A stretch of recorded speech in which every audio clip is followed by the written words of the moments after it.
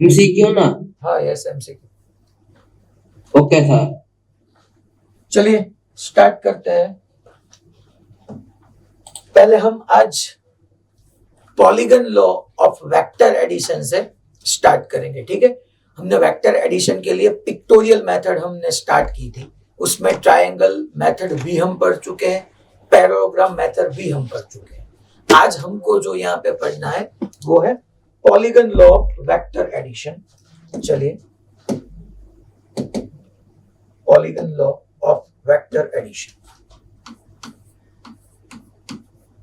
Polygon law of vector addition. It is applicable for more than two vectors. क्योंकि दो vector को अगर हमको ऐड करना है, एडिशन करना है, तो उसके लिए तो हमारे पास ट्रायंगल मेथड है, पैराग्राम मेथड है। अगर दो से ज्यादा वेक्टर हुआ तब हमको ये मेथड यूज करनी है। Polygon law of vector addition for addition of more than two vector, more than two vector। चलिए पहले मैं आपको यहाँ पे A B and C three vector हम ड्रॉ कर रहे हैं। ये हमारा ए वेक्टर है, फिर ये हमारा बी वेक्टर है, और ये हमारा कुछ ऐसे सी वेक्टर है।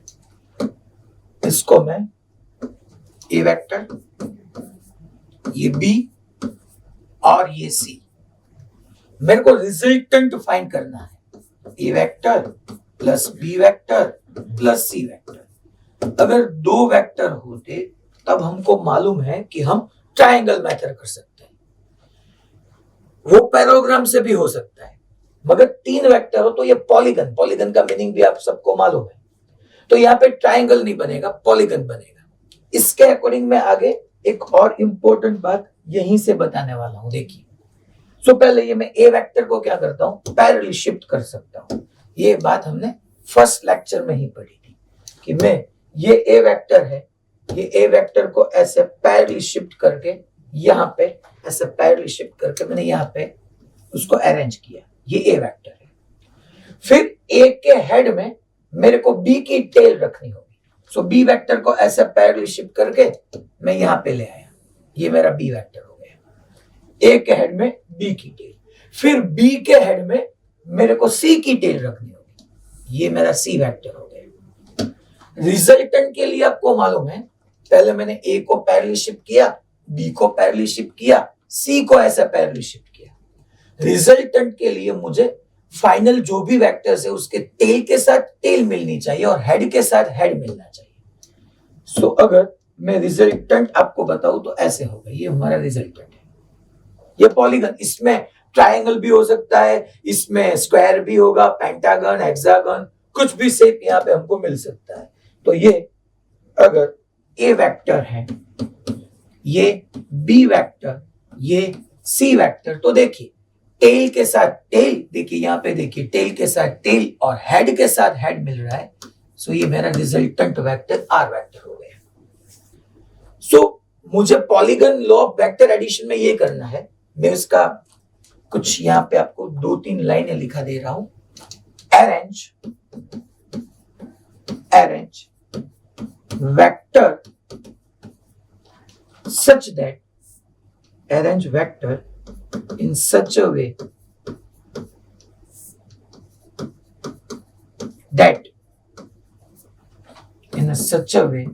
that tail of next vector coincide with head of previous vector,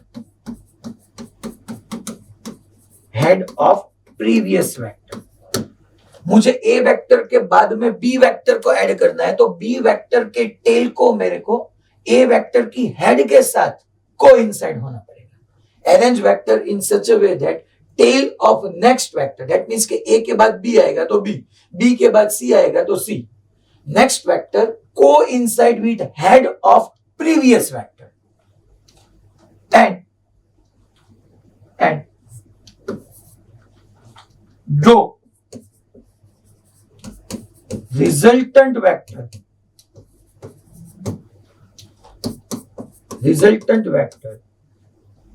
such that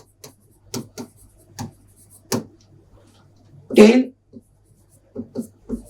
and head coincides. मुझे रिजल्टेंट वेक्टर ऐसे ड्रॉ करना है कि टेल के साथ टेल और हेड के साथ हेड कोइंसाइड हो, जस्ट लाइक दैट. यहां पे हेड के साथ हेड कोइंसाइड हो रहा है, टेल के साथ टेल. सो एंड जो resultant vector such that tail and head coincides. किसका टेल? जो रिजल्टेंट और फर्स्ट वाला वेक्टर था उसका टेल. किसका हेड? जो रिजल्टेंट और लास्ट वाला जो वेक्टर है उसका हेड. हेड के साथ हेड और टेल के साथ टेल मुझे कनेक्ट करना है, कोइंसाइड करना है. ये बात सबको क्लियर? पक्का? अब देखिए मैंने यहां पे जो रिजल्टेंट ड्रॉ किया है वो कैसे कनेक्ट हुआ है, हेड के साथ हेड एंड टेल के साथ टेल. अब देखिए मैं कुछ और डिस्कशन करने वाला हूं यहां पे. अगर आपके पास ऐसे 3 वेक्टर है, देखिए ये ए वेक्टर, ये बी वेक्टर और ये सी वेक्टर, ऐसे 3 वेक्टर है. ये ए वेक्टर, ये बी वेक्टर, ये सी वेक्टर. प्रीवियस हमने A B C he vector वहां पे कंसीडर किए थे और उसका रिजल्टेंट मेरे को आर मिला था. तो यहां पे मैं ऐसा लिख पाऊंगा A vector plus B vector plus C vector is equal to R vector. यहां पे मेरे को A vector plus B vector plus C vector का एडिशन करना है. चलिए देखते हैं क्या होता है. मेरे को A vector plus B vector plus C vector मुझे क्या मिलेगा वो फाइंड करना है. इसके लिए मैं पहले ये ए वेक्टर को ऐसे पैरेलली शिफ्ट करूंगा. ये ए वेक्टर को हम पैरेलली शिफ्ट करेंगे. इसको मैंने ऐसे अरेंज किया. देखना आप ये ए वेक्टर के हेड में बी का टेल जो मैंने बताया, ए के हेड में बी का टेल ऐसे, ए के हेड में बी का टेल और बी के हेड में सी का टेल. देखिए अब आइडियली मुझे ए प्लस बी प्लस सी निकालना है और मैं जो सी वेक्टर यहां पे ड्रॉ कर रहा हूं, देखिए मैंने कैसे कनेक्ट किया.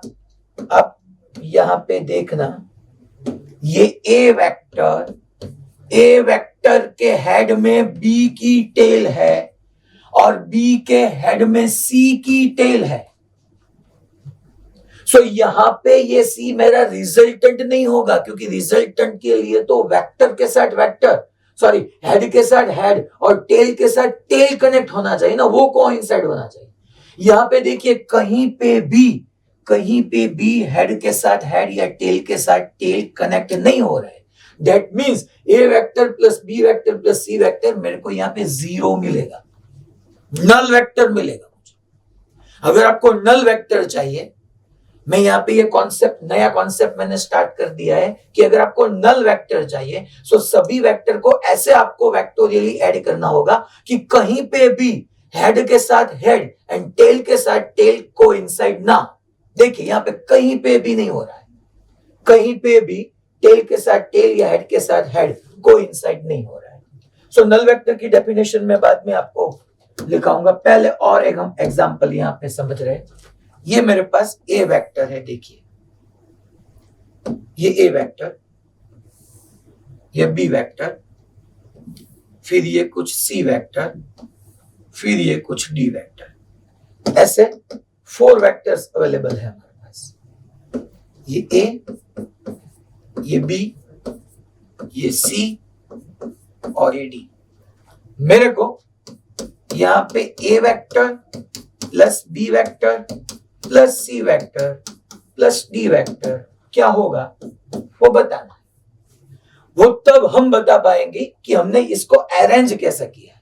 देखिए चलिए मैं यहाँ पे क्या कर रहा हूं, ये जो मेरे वेक्टर है ए वेक्टर, इसको यहां से एस से पैरेलल शिफ्ट करके यहां पे मैंने ड्रॉ किया। ये मेरा ए वेक्टर है, पैरेलल मैंने शिफ्ट किया। ए के हेड में बी का टेल, मैंने बताया ना, नेक्स्ट वेक्टर का टेल फर्स्ट वेक्टर के हेड के साथ कोइंसाइड होना चाहिए। तो ए के हेड में बी का टेल, फिर बी के हेड में सी का टेल, ऐसे ही इसको पैरेलल शिफ्ट करना है, ये सी, और सी के हेड में डी का टेल। अगर मैं ऐसे ड्रॉ करूं, देखिए, चलिए मैंने यहां पे ऐसे ड्रॉ किया,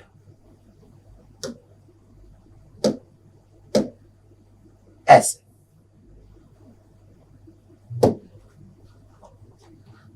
चलिए ये सब भूल जाइए। ये मैं किसी भी सेंटर पे अगर बच्चे को क्वेश्चन राइज करूं कि ये ए वेक्टर है, ये बी है, ये सी है, तो ये मेरा वेक्टर क्या होगा, चलिए मुझे अगर बताना है तो क्या मैं लिख पाऊंगा यहां पे, A vector plus B vector plus C vector is equal to, मुझे चलिए मोडासा से, जीसीआई मोडासा अनम्यूट कीजिए। Yes, okay, A vector plus B vector plus C vector, ये क्या हुआ यहाँ पे, ये मैंने रिजल्टेंट ड्रॉ किया या इस तरीके से मुझे नल वेक्टर मिलेगा, वो आपको बताना है। चलिए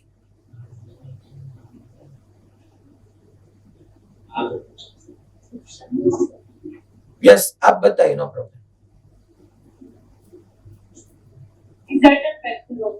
रिजल्टेंट, क्यों रिजल्टेंट?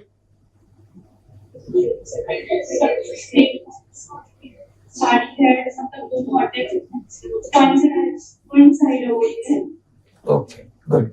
यहाँ पे हेड के साथ हेड और टेल के साथ टेल कोइंसाइड हो रहा है, सो ये मेरा नल वेक्टर नहीं होगा। मुझे नल वेक्टर अगर चाहिए तो मुझे कैसे ड्रॉ करना होगा, मुझे यहां पे ऐसे, देखिए, मुझे अगर नल वेक्टर चाहिए तो कहीं पे भी हेड के साथ हेड और टेल के साथ टेल नहीं मिलना चाहिए। अब मैं यहां पे लिख पाऊंगा ये ए वेक्टर, फिर ये ए, ये बी, ये सी और ये डी, और ये हमारा 0 हो गया। सो नल वेक्टर के लिए मैं यहां पे आपको नल वेक्टर ऐसे,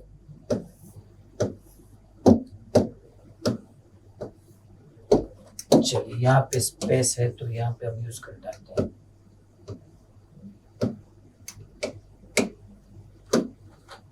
नल वेक्टर,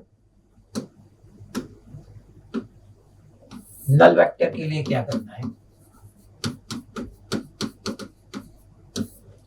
कोइंसाइड, नल वेक्टर के लिए coincide tail of, coincide tail of next vector to head of previous vector, simple.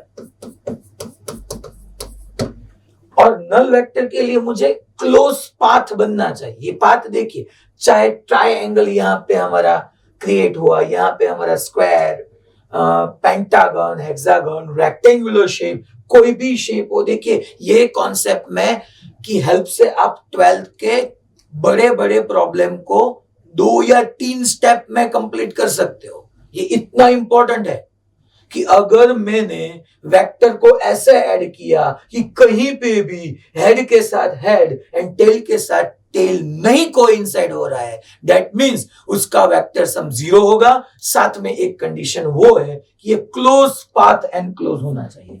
Path कैसा होना चाहिए, क्लोज पाथ। आप वेक्टर को जब भी अरेंज करें और क्लोज पाथ हो ही जाएगा, क्योंकि मेरे को तब तक नहीं रुकना है जब तक क्लोज पाथ ना बन जाए, और मेरा जो वेक्टर का अरेंजमेंट है वो नेक्स्ट वेक्टर के टेल को प्रीवियस वेक्टर के हेड पे कनेक्ट करना है। सो मेरे को क्लोज पाथ यहां पे क्रिएट करना है। ये कंडीशन एक और है। तो आप सबको नल वेक्टर क्लियर, कैसे नल वेक्टर होगा, रिजल्टेंट के लिए हेड के साथ हेड और टेल के साथ टेल कनेक्ट होना पड़ेगा, मगर अगर क्लोज पाथ है और कहीं पे भी रिजल्टेंट, दैट मीन्स कहीं पे भी टेल के साथ टेल और हेड के साथ हेड कोइंसाइड नहीं हो रहे हैं, तो हम बोलेंगे उसका सम 0 है। ओके, वो नल वेक्टर है। ठीक है, चलिए आगे बढ़ते हैं। अब हम कुछ आज अच्छे क्वेश्चन पढ़ने वाले हैं। ये क्वेश्चन तो वैसे हम पढ़ चुके थे, आज कुछ अच्छे वाले क्वेश्चन। ये देखिए, ये क्वेश्चन क्या बता रहा है, यहां पे ऐसा क्वेश्चन में है कि the resultant of two forces acting at an angle of 150 degree. Topic 10 का क्वेश्चन नंबर 16 देखना। यहां पे क्वेश्चन में the resultant of two forces acting at an angle of 150 degree, that means के दोनों फोर्स के बीच का एंगल 150 डिग्री है और उसका रिजल्टेंट 10 न्यूटन है। Resultant of two forces acting at an angle 50 degree is 10 newton and perpendicular to one of the forces, that means उसका resultant जो है वो रिजल्टेंट दो फोर्सेस में से किसी एक फोर्स को परपेंडिकुलर है। The other force is, that means resultant मेरा जिस भी फोर्स को परपेंडिकुलर है उसके अलावा जो दूसरा फोर्स है उसका मेरे को यहां पे मैग्नीट्यूड निकालना है। सो पहले देखते हैं दो फोर्सेस के बीच का एंगल 150 डिग्री कैसे होगा। मैंने यहां पे ये F1 फोर्स ऐसे ड्रॉ किया, F1 और F2, और यहां पे मैंने F2 फोर्स को ऐसे ड्रॉ किया, ये मेरा F2 होगा। क्या ये दोनों के बीच का एंगल 150 होगा? Yes, why not. सर आपने तो बताया था ना कि एंगल दोनों टेल के बीच के होने चाहिए। यस, मैंने टेल के बीच ही दोनों एंगल क्रिएट किए। देखिए ये F1 ये F2, ये एंगल 150 डिग्री है। और साथ में ये भी कहा गया है कि the resultant of two forces, ये मैग्नीट्यूड है and it is perpendicular to one of the forces. तो देखिए मैं यहाँ पे F1 यहाँ पे ड्रॉ किया है, तो ये मेरा कुछ रिजल्टेंट फोर्स हुआ Fr और वो F1 के साथ परपेंडिकुलर है। देखिए क्या समझ पा रहे हो आप सब? क्लियर है मैंने कैसे ड्रॉ किया? कुछ बच्चे को ऐसे लगा सर आपने ऐसे क्यों ड्रॉ किया, हमको ऐसे ड्रॉ करना है। चलिए ये F1 ऐसे नहीं ड्रॉ करना है, हमको यहाँ पे F1 ऐसे ड्रॉ करना है। नो प्रॉब्लम, आप F1 ऐसे ड्रॉ कीजिए। और F2, मेरे को F1 और F2 के बीच का एंगल 150 बनाना है। आप चाहे कहीं पे बनाए ये भी चलेगा, व्हाई नॉट। ये F1 और F2 दोनों के बीच का एंगल यहाँ पे मैं 150 बोल दूंगा और रिजल्टेंट मेरे को ऐसे लिखना होगा किसी एक वेक्टर के साथ परपेंडिकुलर, ये मेरा रिजल्टेंट Fr है। सर ये दोनों वेक्टर आपने कैसे ड्रॉ किया? और ये पैरेललोग्राम मेथड है कि जहां पे मेरे को दोनों वेक्टर एक ही पॉइंट से ड्रॉ करना होगा। पैरेललोग्राम सर बताइए। चलिए देखिए ये वेक्टर को अगर आप पैरेलली शिफ्ट करो और इसको पैरेलली शिफ्ट करो तो यहाँ पे आपको ऐसा मिल जाएगा। देखिए ये वेक्टर को मैंने ऐसा पैरेलली शिफ्ट किया, इसको मैंने ऐसा पैरेलली शिफ्ट किया, हो गया मेरा पैरेललोग्राम। अब मेरे को यहाँ पे ये वेक्टर F1 है, ये F2 है, ये रिजल्टेंट है। रिजल्टेंट का मैग्नीट्यूड मालूम है 10 न्यूटन। रिजल्टेंट का जो मैग्नीट्यूड है वो 10 न्यूटन है, मुझे मालूम है। मुझे the other force, that means जिस फोर्स के साथ ये परपेंडिकुलर है, किसके साथ है? F1। So other that means मुझे F2 निकालना है। चलिए ये टोटल एंगल कितना बताया आपने? 150 डिग्री। ये कितना है? 90। तो ये कितना हुआ? Simple 60 degree. अब यहां पे देखिए आपको रेक्टेंगुलर ट्राइंगल दिख रहा है क्या? आप सबको रेक्टेंगुलर ट्राइंगल यहां पे दिख रहा है?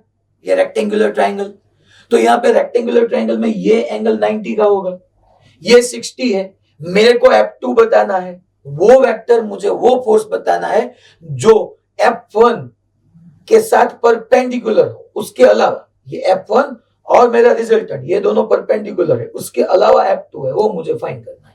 तो F2 बताना है। चलिए यहाँ पे ये रेक्टेंगुलर ट्रायंगल में ये F2 क्या होगा? ये तो हाइपोटेन्यूज होगा। तो चलिए ये 10 न्यूटन क्या होगा? एडजेसेंट। तो मैं कॉस वाला फॉर्मूला यूज करता हूं, cos 60 is equal to adjacent that is 10 newton upon hypotenuse, hypotenuse that is F2। So F2 is equal to 10 upon cos 60, cos 60 1/2 होगा. So our answer is 20 Newton. That means A. सबको clear? पक्का? मैंने ये कैसे यहां पे solve किया? ये 20 न्यूटन यहां पे अगर ऐसे भी करो कोई दिक्कत नहीं है. टोटल एंगल 150, ये 90, ये कितना हुआ 60. रिजल्टेंट का मैग्नीट्यूड आपको मालूम है 10 न्यूटन. यहां पे आप रेक्टेंगुलर ट्रायंगल क्रिएट कर दो, नो प्रॉब्लम. किसी बच्चे को यही क्वेश्चन बाय ट्रायंगल रूल भी करना है तब कर सकते हैं, क्यों नहीं कर सकते? ये F1 वेक्टर, ये F1 फर्स्ट वेक्टर के हेड में सेकंड की टेल, ये मेरा F2 और ये मेरा रिजल्टेंट. जैसे रिजल्टेंट किसी एक वेक्टर के साथ परपेंडिकुलर है. अब ये एंगल में 150 नहीं बोल पाऊंगा ना, क्योंकि एंगल मेरे को दोनों वेक्टर के टेल्स के बीच में लेना पड़ेगा. तो मैं क्या करूंगा, या तो ये F2 को आप पैरेलल शिफ्ट करिए या F1 को. मैं F1 को ऐसे पैरेलल शिफ्ट कर देता हूं. चलिए ये मेरा F1 है. तब ये अब एंगल कितना होगा 150. ये 150 हुआ, ये 90 हुआ, तो ये कितना होगा 30. ऐसे भी आप कर सकते हो, नो प्रॉब्लम. मेरे को ये बात का ख्याल रहना चाहिए कि जो एंगल है वो दोनों वेक्टर के टेल्स के बीच का होगा. इसको मैंने ऐसे पैरेलल शिफ्ट किया. F2 की टेल के साथ देखिए F1 की टेल, ये एंगल 150 होगा, तब भी चलेगा, क्यों नहीं चलेगा? डन? ओके. चलिए अब हम नेक्स्ट क्वेश्चन में आगे बढ़ते हैं. ये 20 न्यूटन. फिर ये देखिए, ये लैंग्वेज क्या कह रही है?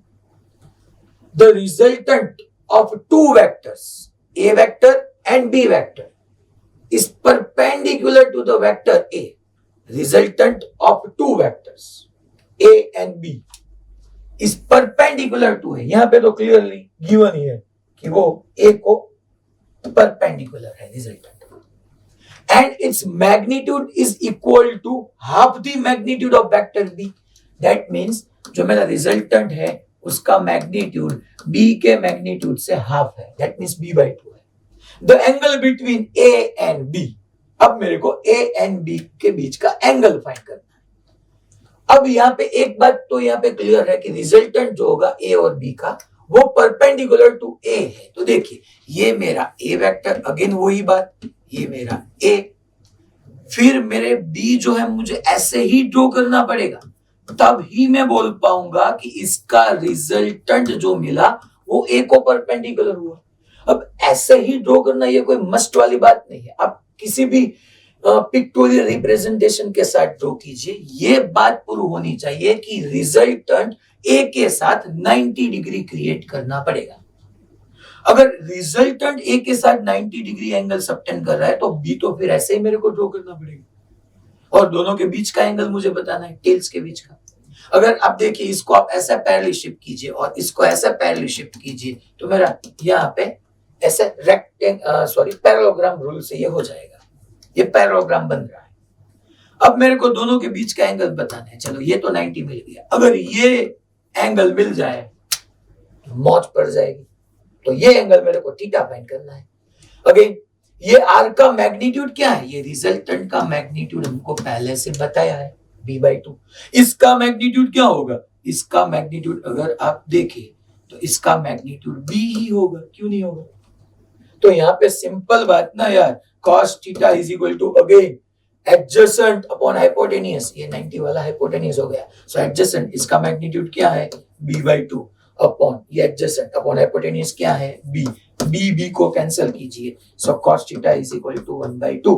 That means theta is equal to 60 degree. ये आपको मालूम होना चाहिए. cos 60 1/2 होगा. ये 90 प्लस 60 टोटल कितना हुआ?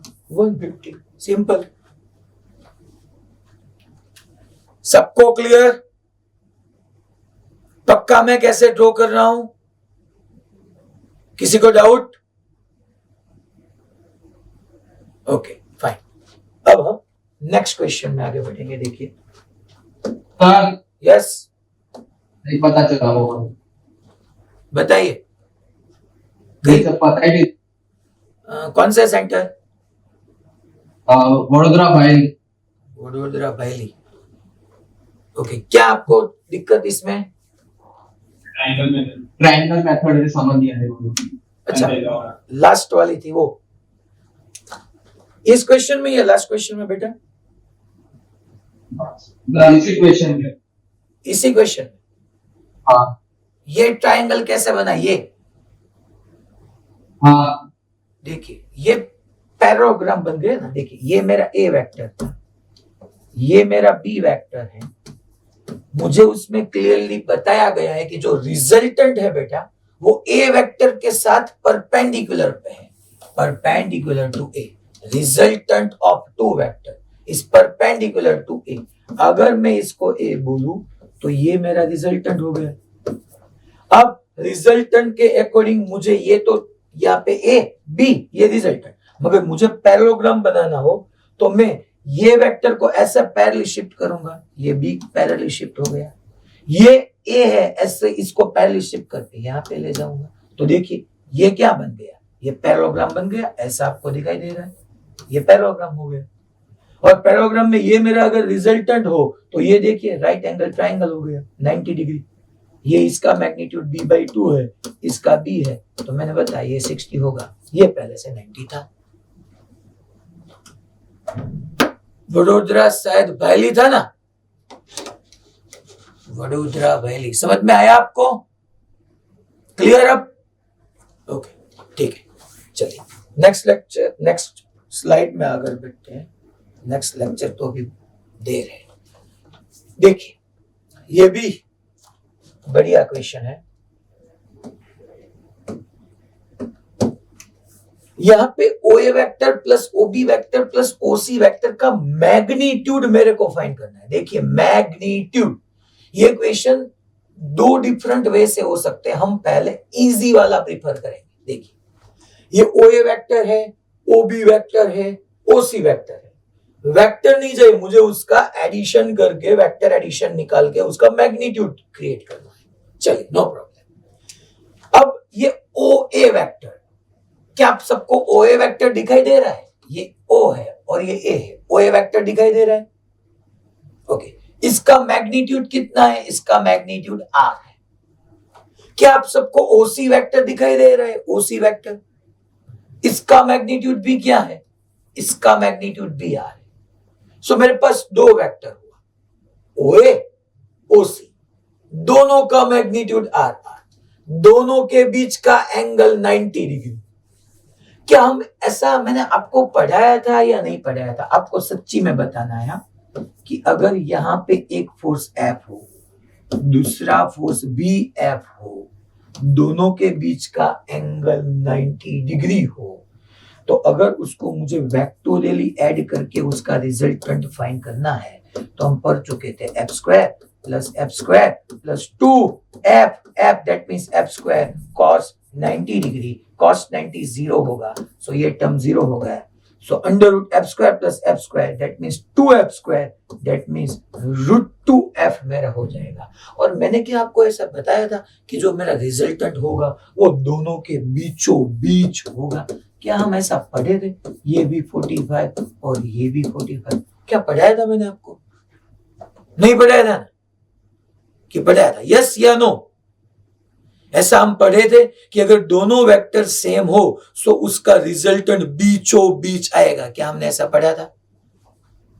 यस या नो? ओके,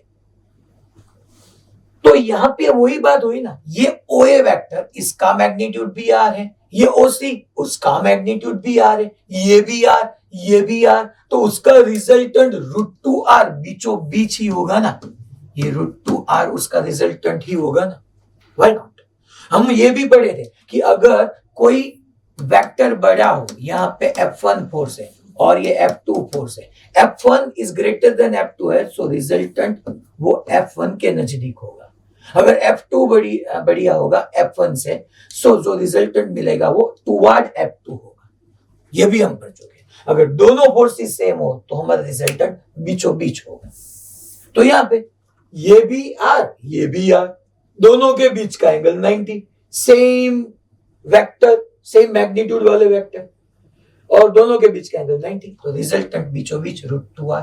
और जहां पे आपने √2r जो रिजल्टेंट आपने बताया OA और OC का, उसी डायरेक्शन में OB है, और OB उसी डायरेक्शन में। अगर दो वेक्टर देखिए, यहाँ पे अगर 10 न्यूटन फोर्स हो और उसी डायरेक्शन में 5 न्यूटन फोर्स हो, सो हमको डायरेक्ट बोलना है कि उसी डायरेक्शन में 15 न्यूटन फोर्स है, क्योंकि सेम डायरेक्शन है। तो फिर तो हमको उसका एल्जेब्रिक सम ही करना है, फिर वेक्टर को क्यों हमको याद करना है? वहां पे हमको मालूम हो गया यहाँ पे कि जिस डायरेक्शन में आपका OB वेक्टर था, जिस डायरेक्शन में OB वेक्टर था जिसका मैग्नीट्यूड R था, उसी डायरेक्शन में मेरे को ये OA वेक्टर और OC वेक्टर, ये दोनों का रिजल्टेंट मुझे उसी डायरेक्शन में मिला जहां पे OB वेक्टर था। और वो कितना मिला? √2r। और उसका मैग्नीट्यूड कितना है? R। सो दैट मींस ये मेरे को √2r मिला, उसी डायरेक्शन में R मिला। सो आपको अगर नेट बताना हो, R नेट बताना हो, तो आपको क्या करना होगा? R plus √2r, simple. और R को कॉमन ले लीजिए, 1 प्लस √2। सो R को अगर कॉमन ले लो, 1 प्लस √2। सी हमारा करेक्ट आंसर हो गया। देखिए, सबको क्लियर? ये बात सबको 110% लोनावाड़ा समझ में आया? Okay, fine. अब इसकी दूसरी मेथड मैं आपको बताऊं कि दूसरे कौन से वे से हम इसको सोच सकते हैं। ये थोड़ा ट्रिकी है, टफ है। ये तो एकदम इजी, R √2r, वही डायरेक्शन में √2r plus R, finish. Next question. ऐसे सॉल्व करना चाहिए। मगर यहां पे ये OA वेक्टर है, देखिए, तो मैं क्या करूंगा? ये एक वेक्टर है, ये वेक्टर के मैं दो कंपोनेंट लूंगा। आपको लास्ट लेक्चर में वेक्टर के परपेंडिकुलर कंपोनेंट के बारे में बताया था कि अगर ये वेक्टर A है और इसका ये x एक्सिस के साथ एंगल थीटा है, तो हम पढ़ चुके थे थीटा के नजदीक जो होगा वो cos थीटा होगा, A cos थीटा, और ये A sin थीटा होगा। ये मैं इसका x कंपोनेंट बोलूंगा और इसको मैं A वेक्टर का y कंपोनेंट बोलूंगा। अब यहां पे मैं ऐसे भी कर सकता हूं, ये OA है, ठीक है। ऐसा नहीं है कि जो XY प्लेन में है उसके ही कंपोनेंट हमको मिलेंगे। मैं ये जो मेरा वेक्टर OA वेक्टर वो y में है ना, उसका भी कंपोनेंट लिख सकता हूं। देखिए, अगर कोई वेक्टर A वेक्टर इस x डायरेक्शन में है, इसका मुझे रेक्टेंगुलर कंपोनेंट निकालना है, मैं निकाल सकता हूं, नो प्रॉब्लम। चलिए, ये एंगल अगर थीटा है तो ये मेरा A का ये हो गया A cos थीटा, ये हो गया A sin थीटा। सर ये आपने कैसे ड्रॉ किया? अरे देखिए यार, दोनों के बीच का एंगल 90 तो है, दोनों परपेंडिकुलर तो है। सो ऐसा नहीं है कि हमको जो वेक्टर XY प्लेन में है उसका ही परपेंडिकुलर कंपोनेंट हम निकाल सकते हैं। अगर ये वेक्टर मेरा x में है तब भी देखिए, सर ये थीटा कहां से है? ये मैंने एज्यूम किया कि अगर ये थीटा होगा तो ये cos होगा, ये sin होगा, और दोनों एक दूसरे को डेफिनेटली परपेंडिकुलर हो गए। तो वैसे ही उसी मेथड से मैं क्या यहां पे ऐसा नहीं लिख सकता? ये OA है जिसका मैग्नीट्यूड R है, ये एंगल 45 है, तो ये OA का ये कंपोनेंट क्या होगा? OA cos 45। मगर OA की जगह में मैग्नीट्यूड R नहीं लिख सकता क्या? R cos 45, और ये परपेंडिकुलर क्या हुआ? R sin 45। देखिए, ये परपेंडिकुलर ही है। अगर अगेन ये OB जिसका मैग्नीट्यूड भी R है उसको लेने दीजिए, ये OC लिख लीजिए। OC क्या है? OC का मैग्नीट्यूड क्या है? R। अगर OC का मेरे को दो कंपोनेंट लिखना है, नो प्रॉब्लम। ये 45 है, सो 45 का नियरेस्ट R cos 45, और इसका ये परपेंडिकुलर R sin 45। देखिए, दोनों के R sin 45 कैंसिल आउट हो जाएंगे। सेम मैग्नीट्यूड के ऑपोजिट डायरेक्शन में। देखिए, सो इस डायरेक्शन में यहाँ पे तीन चीजें मैं लिख पाऊंगा। एक मेरा का होगा R cos 45, वही R cos 45 सो इंटू 2, और ये अभी OB वेक्टर बाकी है ना, उसका मैग्नीट्यूड ऐड करना होगा R। आप सिंप्लीफाई कीजिए, यही आंसर। यस या नो? सबको मालूम हुआ मैंने क्या बताया? यहाँ पे आप कंपोनेंट लेके भी पढ़ सकते हो। वो जो मेथड थी लास्ट वाली वो इजी थी, वो ही करना है हमको, मगर ऐसे भी हम इसको सॉल्व कर सकते हैं। अब हम नेक्स्ट क्वेश्चन की ओर आगे बढ़ते हैं। ये बढ़िया वाला क्वेश्चन है, fantastic. Yes, increase your volume. क्या? Increase your volume. Increase my volume. Yes sir. कौन से सेंटर में प्रॉब्लम आ रहा है? सूरज मोना। बाकी सब जगह वॉल्यूम ठीक है ना? ओके भैया, आपके वहां पे जो सिस्टम होगा उसमें कुछ प्रॉब्लम होगा, क्योंकि मेरे पास जो ये माइक है ये मैंने नजदीक किया है, उससे ज्यादा यहां से कोई वॉल्यूम मैं सेट नहीं कर सकता। ये माइक में मैंने नजदीक लिया है थोड़ा, मगर उसमें अब कुछ चेंज नहीं होगा। आप वहां पे देख लीजिए, फिर भी प्रॉब्लम हो तो 5 मिनट के बाद बताइए। हाँ? ठीक है, यहां पे ये एक करेक्शन पहले हमको करना है कि ये क्या है। ये ऐसे कोई लाइन नहीं है, ये वेक्टर है। ये ए बी वेक्टर है, यहाँ पे सिर्फ हेड नहीं गिवन। ये बी सी वेक्टर देखिए, ये ए बी, यहाँ पे ऐसे लिखा है, ये ए बी वेक्टर, ये बी सी, ये सी डी, ये डी ई, ये ई एफ और ये एफ है। अगर मैं आपको ये बताऊं, चलिए मुझे क्वेश्चन छोड़िए, इसका आंसर बताइए। अगर मैं ऐसे लिखूं, E B vector plus B C vector plus C D vector plus D E vector plus E F vector plus F A vector, तो इसका आंसर क्या होगा? चलिए बताइए, हैंड रेज कीजिए। क्या होगा? आप वैसे भी बता सकते हो अगर आपको मालूम है। यस, वेरी गुड, बहुत सारे बच्चे हैंड रेज कर रहे हैं।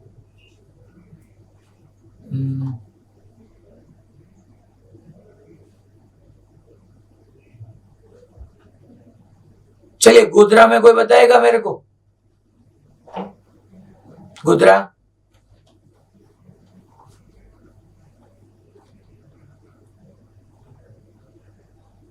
ओके,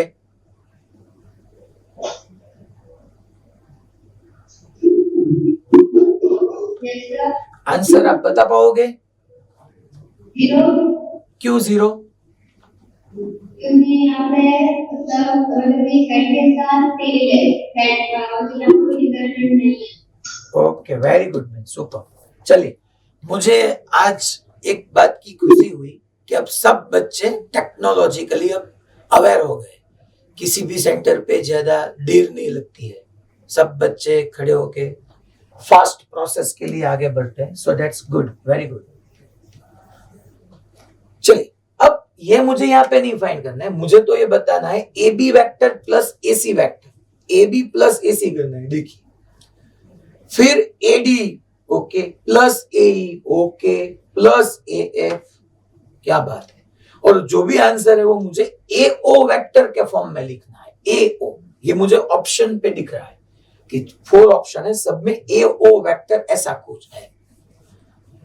तो देखिए, मैं 1 बाय 1 आप सबको शांति से यहां पे पढ़ाने वाला हूं।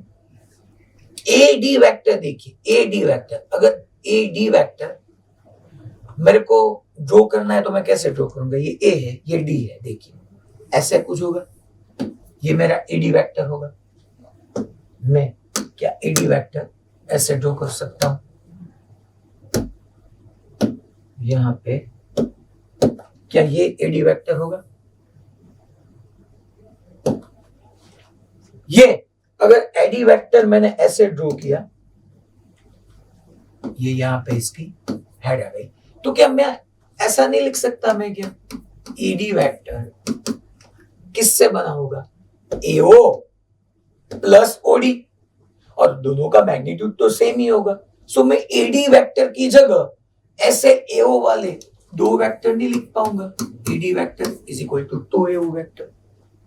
सिर्फ मैंने अभी इसको ही सॉल्व किया है कि क्या मैं एडी वेक्टर की जगह एओ प्लस ओडी, दोनों का मैग्नीट्यूड सेम ही है, सो 2 एओ नहीं लिख पाऊंगा, 2 AO. So AD is equal to 2AO। ये ठीक है सबको? इसमें कोई डाउट? Okay fine. अब देखना लिखना स्टॉप करके भी अब देखना, मैं ये AB वेक्टर को अब कंसीडर करूंगा। ठीक है, AB वेक्टर। ओके, फिर मैं AE वेक्टर को, सर आपको कैसे पता चला? आपने क्यों AB प्लस AC नहीं लिखा? आपने क्यों AB वेक्टर प्लस AF नहीं लिखा? आपने क्यों सिर्फ AB वेक्टर प्लस AE अब लिख रहे हो? मैं आपको बताऊंगा। देखिए, ये AB वेक्टर ऐसे, तो ये मेरा AB वेक्टर हो गया, ये AB वेक्टर। फिर मैं AB वेक्टर को, ये AB वेक्टर प्लस AE कर रहा हूं। A कहां पे? ये। E कहां पे? ये। यस, ऐसे ये AB वेक्टर हुआ और ये मैंने AE वेक्टर किया, ये AE वेक्टर। मैं अगर साइड में ड्रॉ करूं तो ये मेरा AB है, फिर वही पॉइंट से मैंने AE ड्रॉ किया, ये AB, ये A। क्या मैं इससे पैरेललोग्राम बना सकता हूं? डेफिनेटली। ये AB वेक्टर को ऐसा पैरेलली शिफ्ट करके मैं यहां पे ले आया, ये AE वेक्टर को पैरेलली शिफ्ट करके मैं ऐसे ले गया, तो मेरा रिजल्टेंट आपको मालूम है, ये रिजल्टेंट होगा। सो देखिए, क्या ये रिजल्टेंट यहां पे आप देखिए, ये AB प्लस AE, ये वेक्टर को मैंने यहां पे शिफ्ट किया, इसको यहां पे शिफ्ट किया, जो मैंने रिजल्टेंट बताया वो रिजल्टेंट फिर भी अब भी AD ही आएगा, और AB और AE दोनों का आपको रिजल्टेंट AD वेक्टर ही मिलेगा, और AD इज इक्वल टू क्या? 2AO। मैं नहीं लिख पाऊंगा। मालूम हुआ मैंने क्या बताया इस सबको? क्लियर? अब आपका जो क्वेश्चन आपके दिमाग में होगा कि हमको कैसे पता चले कि AB और AE लेना है। आप देखिए, अब देखिए, मैं पहले AB प्लस AC लूंगा। चलिए, ये मेरा AB वेक्टर, ये मेरा AB वेक्टर, ऐसे। AC कैसे होगा? ऐसे होगा AC, तो ये मेरा AC। क्या इस दोनों का रिजल्टेंट मिल पाएगा? डेफिनेटली रिजल्टेंट तो मिलेगा, मगर जो रिजल्टेंट होगा वो क्या मैं AO के फॉर्म में लिख पाऊंगा? नहीं लिख सकता ना, क्योंकि A यहाँ पे है, यहाँ पे A था, यहाँ पे B, यहाँ पे C था, यहाँ पे कुछ O है। मेरे को जो भी आंसर निकालना है वो फाइनल AO के टर्म में ही निकालना है। आप AB प्लस AC करोगे, आपको उसका रिजल्टेंट मिल जाएगा, मगर AO के फॉर्म में नहीं मिलेगा। AB प्लस AE करिए तब मिलेगा। AB प्लस AF, चलिए AB प्लस AF, ये AB है, ये AF है, ये AB मैंने ड्रॉ किया, ऐसे मैंने AF ड्रॉ किया। अगेन दोनों के मैग्नीट्यूड सेम होगा, तो ये AB और ये AF और यहां पे कुछ AO होगा, तो मैं इसका रिजल्टेंट ड्रॉ कर पाऊंगा, मगर वो जो रिजल्टेंट है वो मुझे डायरेक्टली AD के फॉर्म में नहीं मिलेगा। मेरे को AD अगर मिला तब मैं AD की जगह 2AO लिख पाऊंगा। तो एक यहां पे मैंने AD की जगह डायरेक्टली 2AO लिखा, फिर AB प्लस AE को मिला के AD बना के फिर 2AO लिखा। अब कौन बाकी रहा? AC plus AF। चलिए, अब मैं यहां पे ये ड्रॉ कर रहा हूं, 2AO ठीक है, ये वेक्टर ठीक है, यहाँ पे AB। चलिए, अब क्या लेना है?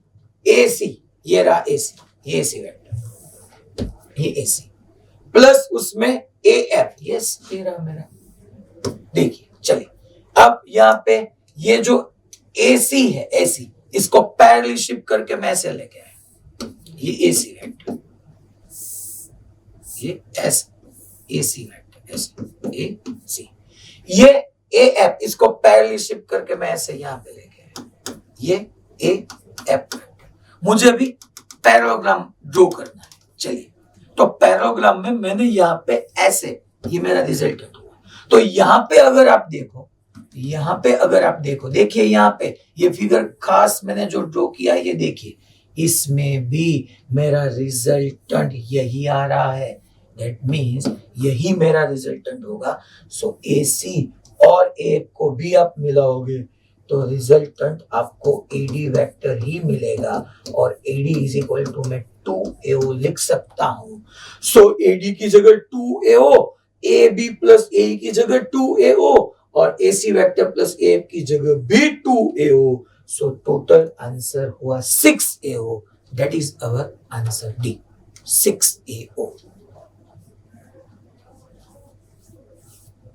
सबको क्लियर हो रहा है बात? पक्का? क्वेश्चन रिपीट करना है? यस या no? No no. Surat SUV? Okay. उसके अलावा कहीं पे भी प्रॉब्लम? आगे बढ़े। महुआ? सबको क्लियर? Okay fine. तो ऐसे हमको यहां पे अपनी सोच डेवलप करनी चाहिए कि मुझे एओ तक कैसे पहुंचना है। देखिए ये वेक्टर में जो पढ़ा रहा हूं, आप अगर जो फर्स्ट लेक्चर था हमारा कि हम वेक्टर की प्रॉपर्टीज कैसे पैरेलली शिफ्ट करें, वो अगर आपको मालूम ना हो तो ये आप इतनी अच्छी तरीके से सोच ही नहीं पाओगे, क्योंकि वो आपको मालूम होना चाहिए कि ये पैरेलल मैंने शिफ्ट किया तब ये मेरा पैरेललोग्राम हो गया। अब हम नेक्स्ट क्वेश्चन में आगे बढ़ते हैं। चलिए, ये क्वेश्चन भी बढ़िया है। इसमें हमको गिवन है two vectors having equal magnitudes. क्या बात है, two vectors having equal magnitude of x unit acting at an angle 45 degree have resultant 2 under root 2 plus root 2 units the value of x। दो वेक्टर है equal magnitude के, उसका resultant, किसी भी दो वेक्टर के रिजल्टेंट का फॉर्मूला हमको मालूम है, r is equal to under root A square plus B square plus 2ab cos theta. अब a की जगह भी x रखना है और b की जगह भी x रखना है, क्योंकि उसने बोला है कि equal magnitude of x unit, दोनों का मैग्नीट्यूड x है। और रिजल्टेंट क्या है, रिजल्टेंट 2 प्लस रूट 2, वो भी अंडर रूट। तो चलिए, रिजल्टेंट की जगह मैं r की जगह यहां पे under root of 2 plus root 2 लिखूंगा। a की जगह, चलिए a की जगह x स्क्वायर, b की जगह x square, 2ab, abx bbx x square, और दोनों के बीच का एंगल 45 हमको गिवन है, cos 45 डिग्री। चलिए यहां पे अगेन ये 2 प्लस अंडर रूट, ऐसे ही यहां पे अंडर रूट में आप क्या लिख पाओगे, x square plus x square 2x square, या 2x स्क्वायर और 2x स्क्वायर में ये 2x स्क्वायर को अगर कॉमन ले लूं तो यहां पे होगा 1 plus cos 45 that is 1 upon root 2। ठीक है, अब मैं यहाँ पे रूट और रूट को ऐसे कैंसिल करता लूंगा। सो 2 प्लस रूट 2, यहाँ पे हुआ 2x square is equal to 2x square root 2 plus 1 upon root 2। यहाँ पे मैं रूट 2 को ऐसे यहाँ पे लेफ्ट साइड अगर भेज दूं, सो 2 रूट 2 होगा, root 2 into 2 2 root 2 plus root 2 into root 2 root 2 into root 2 2 is equal to 2x square bracket में रूट 2 प्लस 1। यहाँ पे 2 रूट 2 प्लस 2 में से अगर मैं 2 को कॉमन ले लूं, सो रूट 2 प्लस 1 होगा, यहाँ पे 2x स्क्वायर और रूट 2 प्लस 1 हमारे पास है 2 into root 2 plus 1, 2 into root 2 plus 1 cancel हो जाएगा। So x square is equal to 1। So x is equal to simple हमको 1 मिला। B, question finish. Then clear सबको? डायरेक्टली फॉर्मूला बेस्ड था हमारा क्वेश्चन। नेक्स्ट क्वेश्चन में आगे बढ़ते हैं।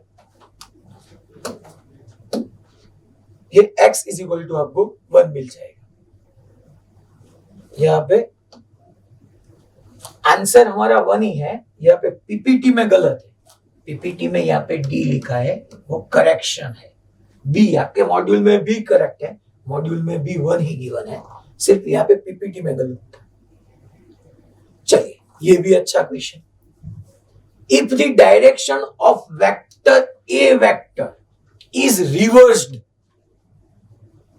A वेक्टर की डायरेक्शन को मैं रिवर्स कर रहा हूं, सो फाइंड, इसको डेल्टा बोलेंगे, डेल्टा ए वेक्टर, ये चेंज को शो कर रहा है, डेल्टा हमको चेंज शो कर रहा है, चेंज इन ए वेक्टर, फिर चेंज इन ए वेक्टर का मैग्नीट्यूड, फिर ए वेक्टर के मैग्नीट्यूड का चेंज।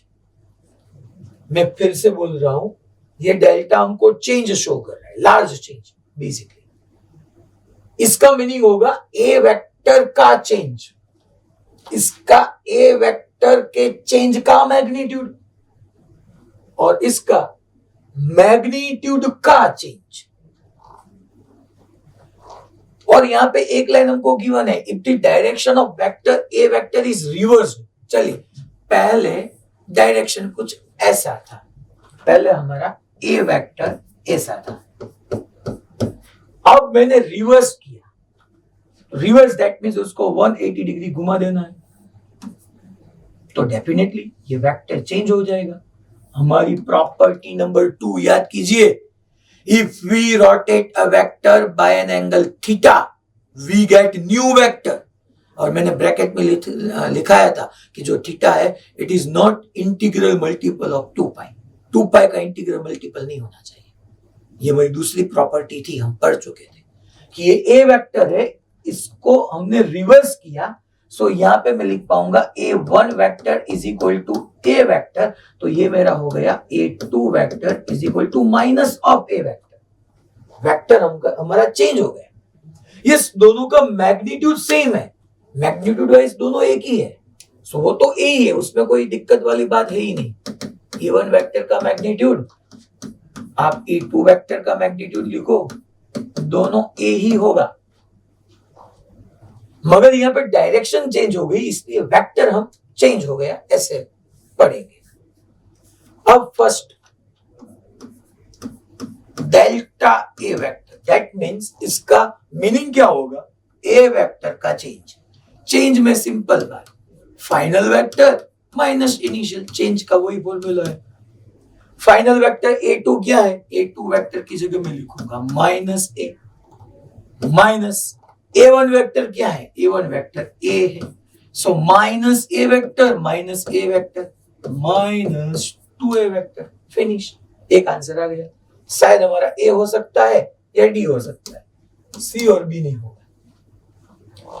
फिर क्या करना है, फिर देखिए, फिर ये डेल्टा ए वेक्टर का मैग्नीट्यूड, अब मेरे को ए वेक्टर के चेंज का मैग्नीट्यूड, तो हमारे पास जो हमने फर्स्ट में फाइंड किया वो क्या फाइंड किया, वो ए वेक्टर का चेंज ही है ना, सो ए वेक्टर के चेंज का मैग्नीट्यूड ही लिखना है ना, तो इसका मैग्नीट्यूड, मैग्नीट्यूड में हम माइनस साइन नहीं लेते, सो सिर्फ 2 लिखना है। हम ए वेक्टर नहीं लिखते, हम या तो ए वेक्टर का मॉड ऐसा करके लिखते हैं या सिर्फ ए ही लिखते हैं, सो ये हमको गिवन है, इसका मैग्नीट्यूड हो गया।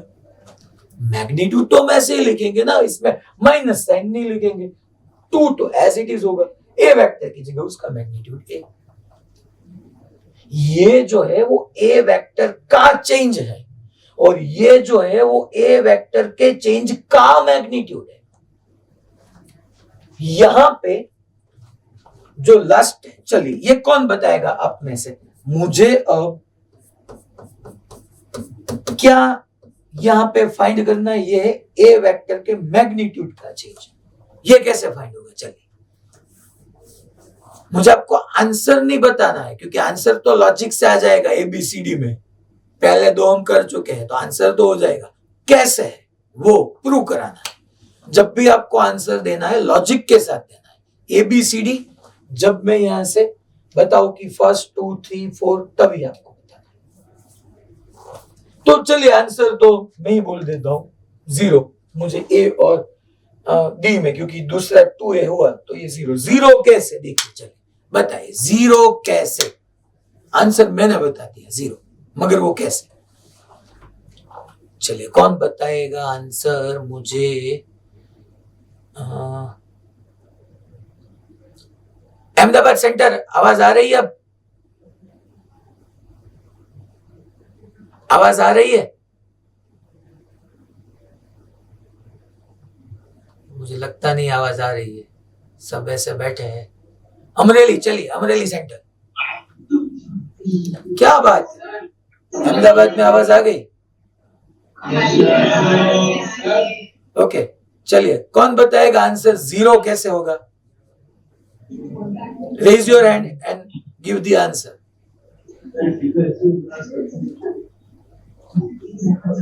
ये लास्ट में क्या है, हैंड रेज है या फिर कुछ और है? चलिए आप बताइए, लास्ट बैच।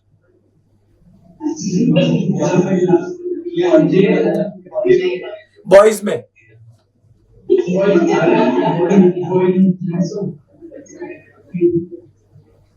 यस, 0 कैसे होगा?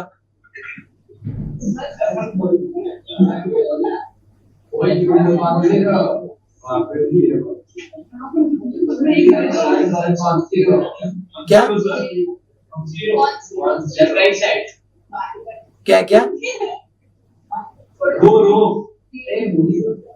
दोनों?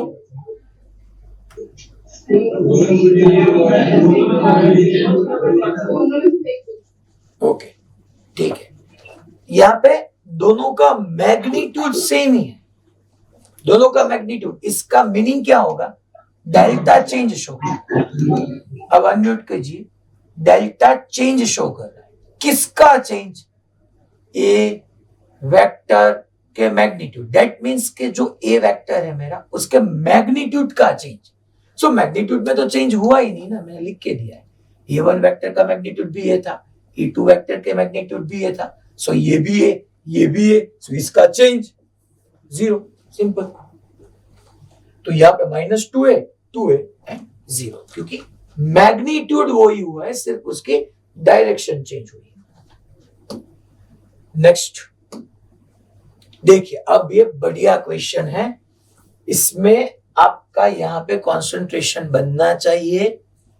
इसके बाद इससे भी अच्छा क्वेश्चन आने वाला है। देखिए, the resultant of two vectors, the resultant of two vectors P and Q is R। दो वेक्टर है P and Q, उसके रिजल्टेंट को उसने R बताया है। If the magnitude of Q is doubled, okay, Q के मैग्नीट्यूड को double कर रहे हैं, the new resultant become perpendicular to P। So नया जो रिजल्टेंट वो perpendicular to P, then the magnitude of R is, मुझे R का मैग्नीट्यूड बताना है। चलिए पहले क्या बताया? The resultant of two vectors P and Q is R। So P and Q के रिजल्टेंट R को हम कैसे लिख पाएंगे? R को हम लिख पाएंगे ऐसे, R is equal to under root P square plus Q square plus 2P Q cos theta, where theta is the angle between P vector and Q vector. अब देखिए, ये मैंने फर्स्ट स्टेप लिखा है। If the magnitude of Q is doubled, the new resultant becomes perpendicular to P। So यहाँ पे मैं अगर Q का मैग्नीट्यूड डबल करूं, आपको लिखना नहीं है, देखिए लिखना नहीं है, मैं ये P square as it is, मैंने Q के मैग्नीट्यूड को डबल किया, सो 2Q होल स्क्वायर क्या हो जाएगा? 4Q स्क्वायर प्लस Q के मैग्नीट्यूड को डबल किया तो 2Q, सो ये 4PQ cos थीटा। तब रिजल्टेंट क्या आ रहा है मुझे नहीं मालूम, मुझे नहीं बताया। मुझे यहाँ पे ये बताया गया है कि अगर Q को आप डबल करोगे तो जो रिजल्टेंट आएगा वो P से परपेंडिकुलर आएगा। सो अब मैं ये फॉर्मूला का यूज नहीं कर पाऊंगा, मैं ये फॉर्मूला का यूज यहाँ पे नहीं कर सकता। क्यों नहीं कर सकता?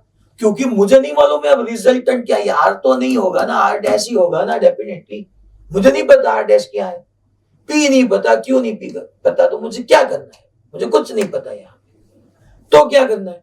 ये गिवन है, the new resultant becomes perpendicular to P। ठीक है, दैट मींस मुझे अब पैराग्राम मेथड से आगे बढ़ना है, वहां पे कुछ सोचना है। चलिए हम सोचते हैं। दो वेक्टर थे पहले ऐसे, P थे और Q, और इसका रिजल्टेंट मुझे कुछ ऐसे मिला होगा। चलिए ठीक है, इतना सबको क्लियर? P एंड Q, उसका रिजल्टेंट R। अब Q का मैग्नीट्यूड मेरे को डबल करना है। चलिए तो मैं डबल करूंगा, ये P ये Q, मगर उससे होगा क्या, जो रिजल्टेंट होगा वो P से परपेंडिकुलर मिलेगा। तो ऐसे ये P ऐसे, P को मैंने पहले शिफ्ट किया, ये P, Q अब डबल हो गया तो ऐसे डबल हुआ, ये 2Q। सर आपने उसकी तो डायरेक्शन ही बदल दी, इसलिए क्योंकि उसने बताया है कि Q को जब आप डबल करोगे so new resultant becomes perpendicular to P। So ये मेरा न्यू रिजल्टेंट है जो P के साथ परपेंडिकुलर एंगल क्रिएट कर रहा है। देन मैग्नीट्यूड ऑफ R, अब मुझे ये R का मैग्नीट्यूड, ये R फाइंड करना है। ये Q से 2Q हो गया, Q से ये 2Q हो गया, तब जो रिजल्टेंट है वो P के साथ 90 डिग्री एंगल सबटेंड कर रहा है। अब देखिए हम सोचते हैं, चलिए मेरे को R फाइंड करना है। आंसर में P plus Q, P minus Q, सिर्फ P सिर्फ Q ये गिवन है। अगर ये फॉर्मूला से मुझे आंसर लाना है तो मुझे यहाँ पे cos थीटा फाइंड करना पड़ेगा, क्योंकि अगर ये मिल गया तो फिर तो ठीक है, मैं वैल्यू पुट करूंगा, आंसर मिल जाएगा। इसके अकॉर्डिंग मेरे पास गिवन क्या है, मेरे पास सिर्फ एक ही चीज गिवन है, जो मेरा रिजल्टेंट है वो P के साथ 90 डिग्री पे है, ये गिवन है। क्या हम कोई ऐसा फॉर्मूला पढ़े थे जिसमें हमको रिजल्टेंट और किसी एक के बीच का एंगल बताना हो, या हमारे पास हो तो हम वो फॉर्मूला यूज कर पाए? क्या मैं बोल रहा हूं?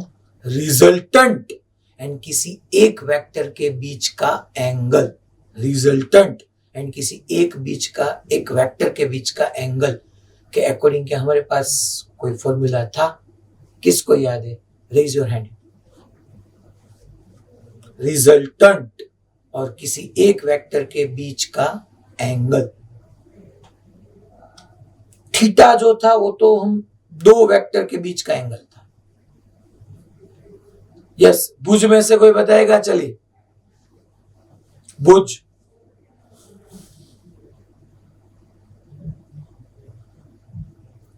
अनम्यूट कीजिए।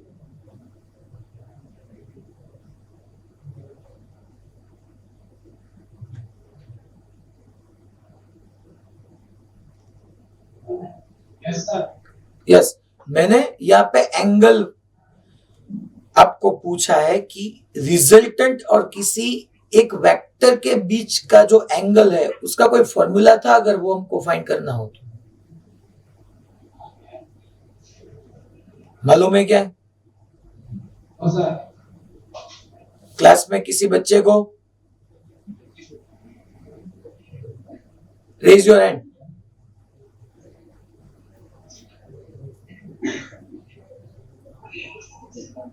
ओके, नहीं पता? किसी को नहीं पता? उसके अलावा कोई सेंटर? यस, जामनगर हारी, आप बताइए भैया। क्या समझ नहीं आ रहा है?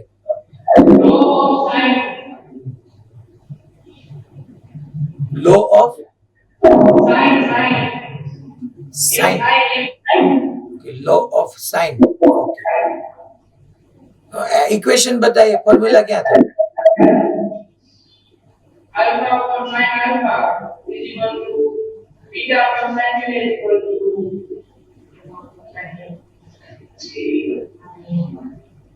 कुछ गलत हो रहा है,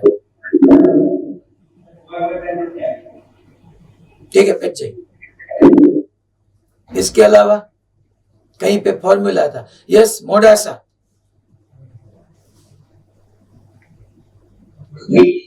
tan alpha is equals to b cos b sin theta upon a plus b cos theta. Yes, tan alpha is equal to, हम पढ़े थे, yes, b sin theta upon a plus b cos theta. यह आपको मालूम होना चाहिए, ऐसा कुछ था कि हमने ये ए वेक्टर ऐसे यहाँ पे ड्रॉ किया था, ये ए वेक्टर था, ये बी वेक्टर था, फिर हमने ये पैराग्राम कंप्लीट किया था, यहाँ पे रिजल्टेंट था, और हमने रिजल्टेंट वेक्टर और ए वेक्टर के बीच का एंगल अल्फा, वहां पे ए और बी के बीच का एंगल थीटा था, और रिजल्टेंट और ए वेक्टर के बीच का एंगल अल्फा था। तब हमने बताया था tan alpha is equal to, जिसके साथ आपका एंगल नहीं है उसके हिसाब से आपको लिखना होगा b sin थीटा अपॉन सिर्फ a plus b cos theta.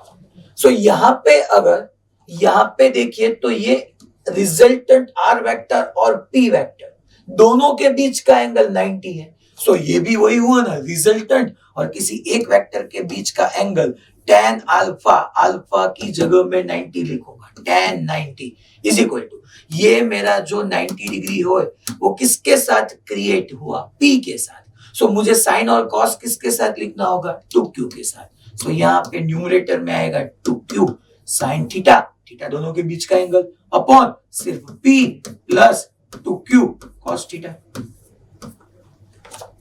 कैसे मैंने ये लिखा सबको मालूम हुआ? पक्का? भूज वाले बच्चे, ये फॉर्मूला हमको याद रहना पड़ेगा ना? Yes sir. तो क्यों रिवाइज नहीं किया था? क्या दिक्कत हुई? याद नहीं आ रहा था, अचानक पूछ लिया ना। ठीक है, अचानक पूछ लिया इसलिए याद नहीं आया।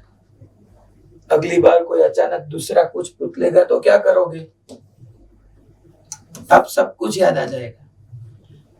देखिए मेरे ख्याल से इक्वेशन सबको याद था, कंडीशन याद नहीं थी कि कंडीशन कब है ये इक्वेशन की, जब रिजल्टेंट और किसी एक वेक्टर के बीच का एंगल फाइंड करना हो तब हमको ये यूज करना है। सो tan 90 क्या होगा, sin 90 अपन cos 90।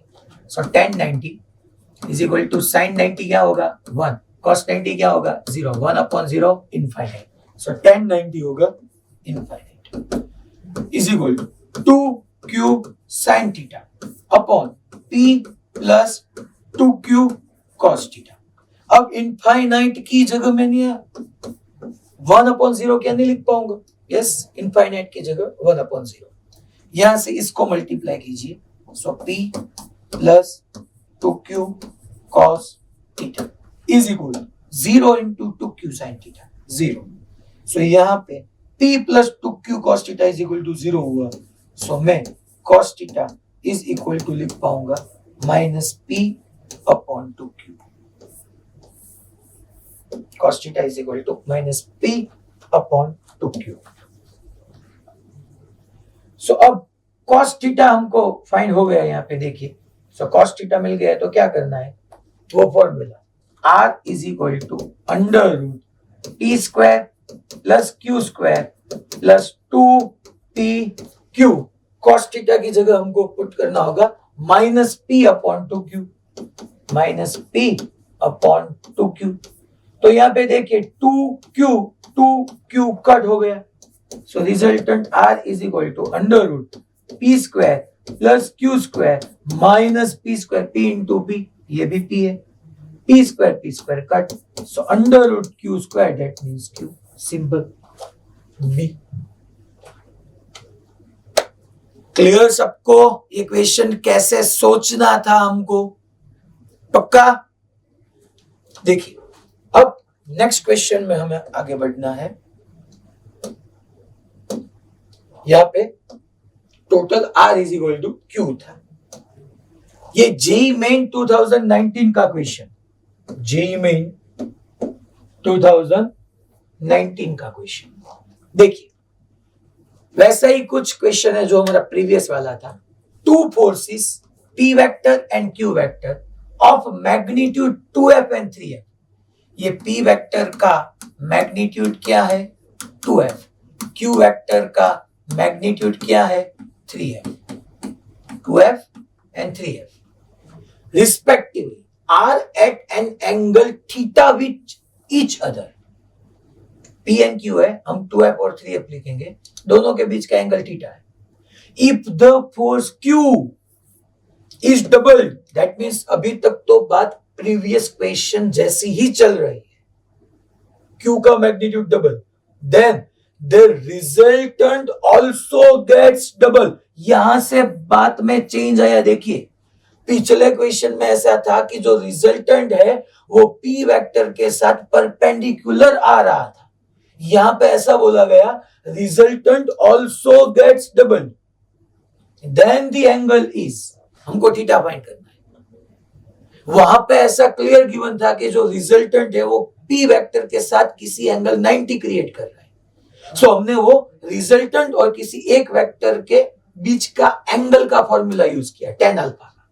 यहां पे हमको क्या करना है, देखिए पहले हम रिजल्टेंट का फॉर्मूला लिखेंगे ऐसे, resultant R is equal to, ये स्टेप वो क्वेश्चन में भी फिक्स था, दैट इज P स्क्वायर, मगर P नहीं लिखना है, P की जगह 2F square plus Q square that is 3F square plus 2 into P that is 2F into Q that is 3F into cos theta.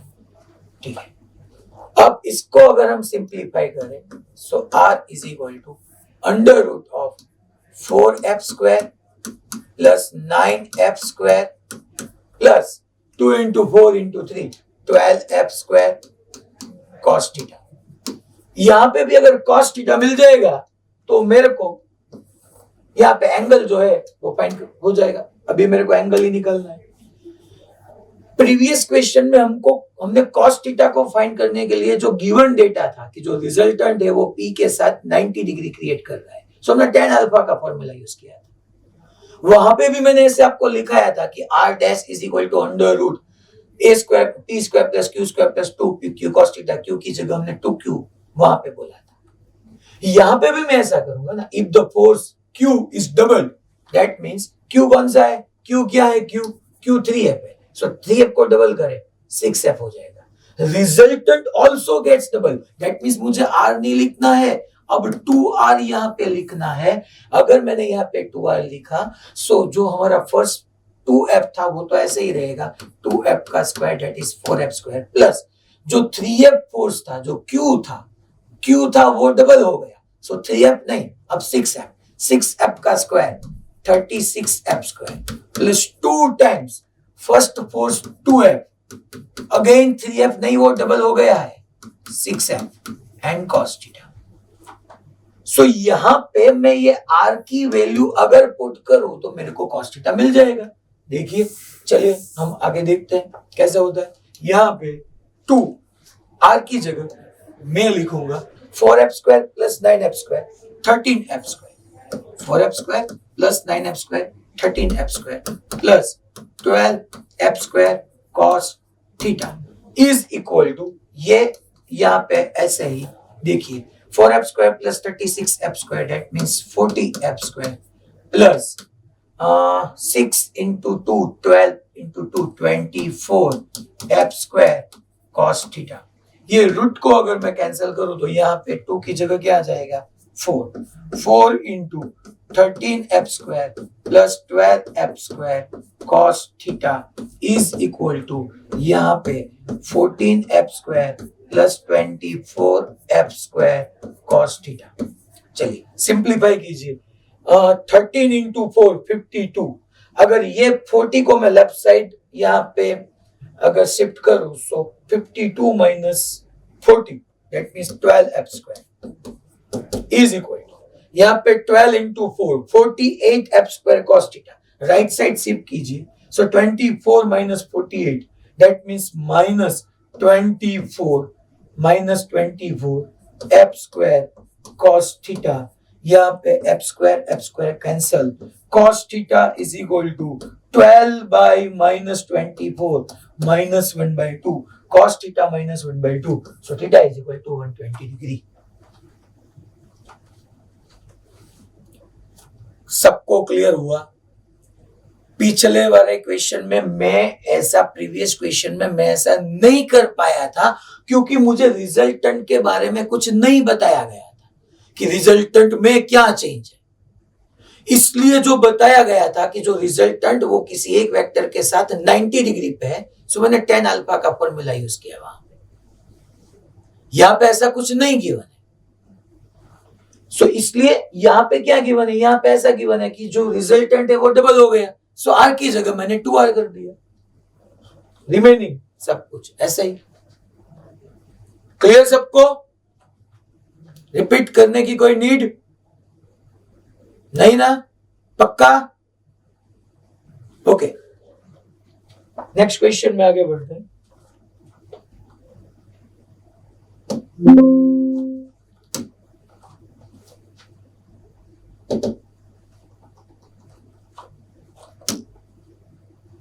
चलिए,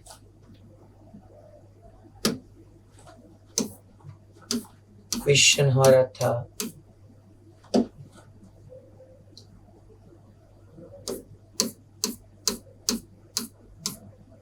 हमने 120 डिग्री जे main का question, ये क्वेश्चन टॉपिक 10 का क्वेश्चन नंबर 30, ये मैं आपको आज होमवर्क में आपको करना है। नेक्स्ट लेक्चर में डेफिनेटली ये क्वेश्चन पढ़ाऊंगा फिर से, मगर तब तक आप भी ट्राई कीजिए कि आपसे हो पा रहा है या नहीं। डाउट में भी नहीं जाना है, मैं आपको डेफिनेटली ये सॉल्व कराने वाला हूं।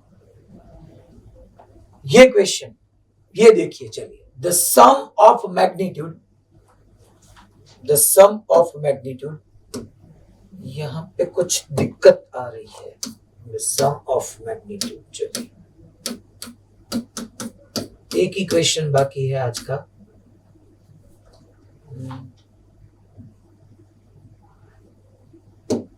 One minute. हाँ,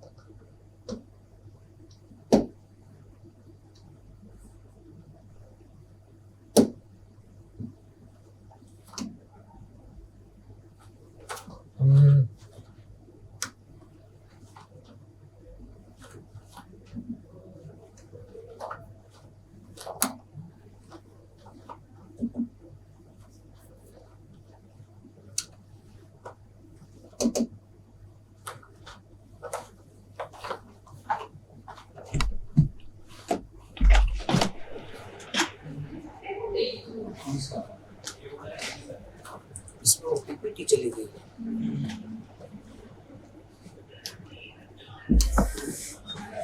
Thank you. Lecture condition insert તમે જે બધું વર્ક કર્યું તો નીકળી ગયું છે. ઓકે. ओपन।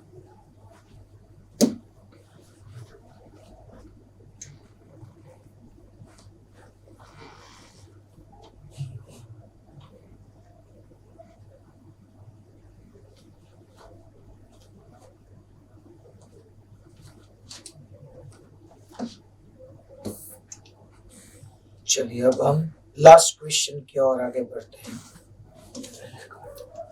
क्वेश्चन नंबर 22 देखिए, ये क्वेश्चन में हमको गिवन है the sum of the magnitude of two forces acting at point is 18।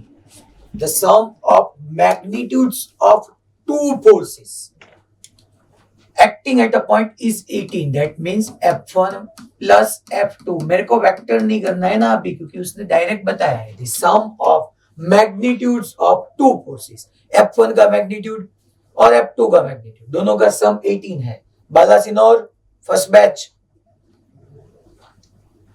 18 and the magnitude of their resultant is 12। magnitude of their resultant is 12। देखिए, the sum of the magnitude of two forces, एक force F1 था, दूसरा F2 था, दोनों का magnitude का सम 18 है। अब मेरे को बताना यहाँ पे magnitude of their resultant. So resultant, दोनों का रिजल्टेंट हम कैसे लिखेंगे? FR is equal to under root of F1 square plus F2 square plus 2F1 F2 cos theta, और उसका रिजल्टेंट है वो 12 न्यूटन है, and the magnitude of the resultant is 12 newton. If the resultant is at 90 degree, again वही बात, if the resultant is at 90 degree with the force of small magnitude, what are the angle, what are the magnitude of forces, दोनों forces का magnitude हमको बताना है। पहले यहां पे देखिए क्वेश्चन में क्या आपको दिक्कत आएगी, क्वेश्चन अंडरस्टैंडिंग में ही टफ है, फिर कुछ नहीं है उसमें। The sum of the magnitude of two forces, that means F1 plus F2 is equal to 18 and the magnitude of the resultant, that means ये रिजल्टेंट, उसका मैग्नीट्यूड 12 है। अब ये दो इक्वेशन मेरे पास प्रिपेयर हो गए, ये इक्वेशन नंबर 1, ये इक्वेशन नंबर 2, ये फर्स्ट और ये 2, मगर इसमें से मेरे को F1 और F2 निकालना है। देखिए what are the magnitude of forces, F1 और F2 फाइंड करना है। साथ में वो भी बोला गया है कि ये किस, इससे आगे कैसे बढ़ना है उसके लिए। If the resultant is at 90 degree with the force of smaller magnitude, चलिए मैं यहाँ पे F1 को स्मॉलर एज्यूम करता हूं, उसमें कुछ दिक्कत नहीं आएगी F2 को अगर आप स्मॉलर एज्यूम करो। F1 मेरा स्मॉलर है, सो हमारा यहाँ पे जो रिजल्टेंट है ये स्मॉलर मैग्नीट्यूड का फोर्स F1, ये लार्जर मैग्नीट्यूड का फोर्स F2, और जो मेरा रिजल्टेंट है, रिजल्टेंट वो स्मॉलर वाले के साथ 90 डिग्री पे है। सो अगेन वही बात ना, रिजल्टेंट और किसी वेक्टर के बीच का एंगल 90 डिग्री हो तो हमको फॉर्मूला यूज करनी होगी tan अल्फा, अल्फा की जगह 90, जिसके साथ एंगल है उसके हमको कंपोनेंट नहीं लिखने हैं, हमको F2 के अकॉर्डिंग लिखना है, F2 sin theta upon F1 plus F2 cos theta. वहां पे थीटा क्या है, थीटा दोनों के बीच का एंगल है।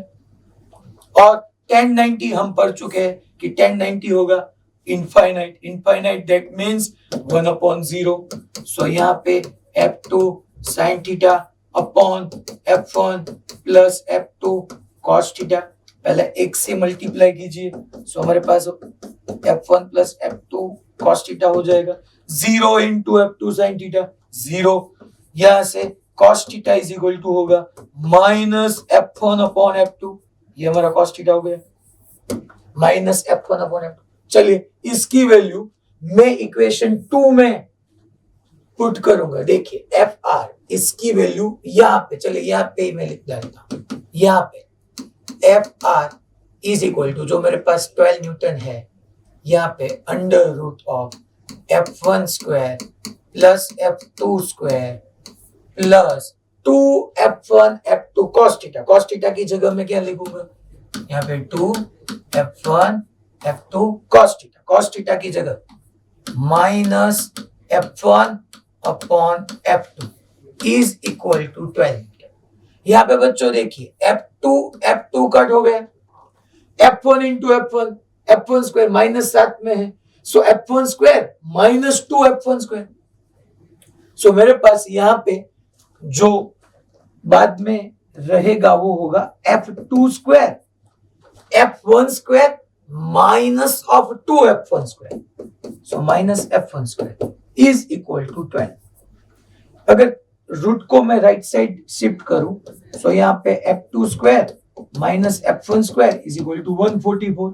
Again x square minus y square तो हम क्या लिख पाएंगे, x minus y, x plus y. यहाँ पे क्या लिखना होगा, F2 minus F1 upon F1 plus F2 is equal to 144, और F1 प्लस F2 की वैल्यू आप यहाँ पे पुट कीजिए तो आपको F2 माइनस F1 मिल जाएगा।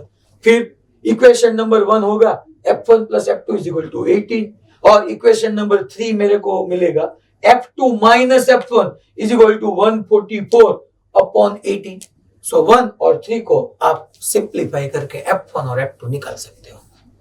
इतना हो जाएगा, पक्का सबको मालूम हुआ। भुज, अमरेली, वलसाड, पक्का, ठीक है। अब मैं आपको होमवर्क अपडेट करा रहा हूं, देखिए यहां पे हमारा वेक्टर का अब एक लास्ट लेक्चर बाकी है, उसके अलावा हमारा वेक्टर टॉपिक कंप्लीट हो जाएगा। फिर हम काइनेमेटिक्स स्टार्ट करेंगे, मोशन इन 1D वहां से स्टार्ट करने वाले हैं। अभी नेक्स्ट वीक में एक लेक्चर वेक्टर का रहेगा, वहां पे वेक्टर हमारा फिनिश हो जाएगा। आप होमवर्क अपडेट कीजिए, फिर आपको लंच के लिए जाना है, होमवर्क अपडेट कीजिए। चलिए, टॉपिक 10 का क्वेश्चन नंबर 29 आज नहीं करना है, इसकी थियरी मुझे पोजीशन वेक्टर की पढ़ानी है, इसलिए चलिए ऐसे राउंड कर दीजिए। टॉपिक 10 का 29 आज होमवर्क में नहीं करना है। टॉपिक 10 का 29, टॉपिक 9 का 12 नंबर का भी नहीं करना है। टॉपिक 9 का 12 नंबर का भी नहीं करना है। टॉपिक 10 का 27 नहीं करना है। टॉपिक 10 का 27 का नहीं करना है। टॉपिक 9 का 11 नहीं करना है। ये होमवर्क में है, ये आपको कंपलसरी करना है। 20 नंबर ये करना है, ये भी हो जाएगा। एक टॉपिक 9 का 13 नहीं करना, बस फिनिश। मैं रिपीट कर रहा हूं, टॉपिक 9 का 11, टॉपिक 10 का 27, टॉपिक 9 का 12 और टॉपिक 10 का 29, ये सब हम नेक्स्ट लेक्चर में पढ़ेंगे, ठीक है। सो नेक्स्ट लेक्चर में वेक्टर को कंप्लीट करेंगे। तब तक के लिए bye bye, tata and see you.